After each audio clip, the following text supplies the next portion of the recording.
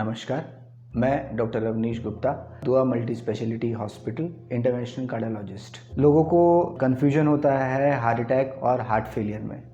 Heart attack का मतलब होता है कि हार्ट की जो मेन 3 नसें हैं उनमें से कोई भी नस 100% चोकअप हो गई। 100% चोकअप होने के बाद आपको जो लक्षण आ सकते हैं वो है छाती में पेन, पसीना छूटना और बेहोशी होना। इन सभी लक्षणों के लिए सबसे इम्पॉर्टेंट जो इलाज है वो है एंजियोग्राफी और urgent angioplasty. Heart failure, heart attack के बाद या किसी और रीज़न की वजह से जब हार्ट का पावर कम हो जाता है, जो नॉर्मल हम लोग इजेक्शन फ्रैक्शन के रूप में मापते हैं, अगर वो नॉर्मल है तो वो 60% रहता है।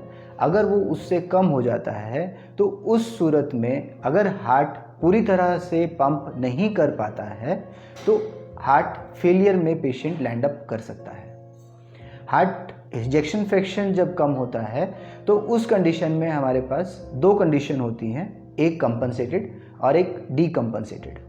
जो कंपनसेटेड फेस है उस सूरत में पेशेंट नॉर्मल फंक्शन करता रहता है और उसको कोई भी सांस में दिक्कत नहीं आती। जबकि डीकंपनसेटेड फेस में उसको सिम्टम्स आने लगते हैं, जैसे कि सांस लगना, लेटने में दिक्कत, नींद ना आना और ज़्यादा चलने में सांस लगना।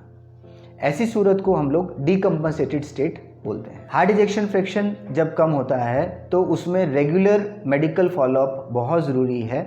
आपके कार्डियोलॉजिस्ट से रेगुलर फॉलोअप रखें और मौसम के अनुसार जिस तरह से भी कंडीशन हमारी ब्लड प्रेशर, हार्ट रेट और सैचुरेशन की कंडीशन रहती है, उस तरह से medicine needs to be changed. तो इसलिए अपने कार्डियोलॉजिस्ट से रेगुलर फॉलोअप में रहिए।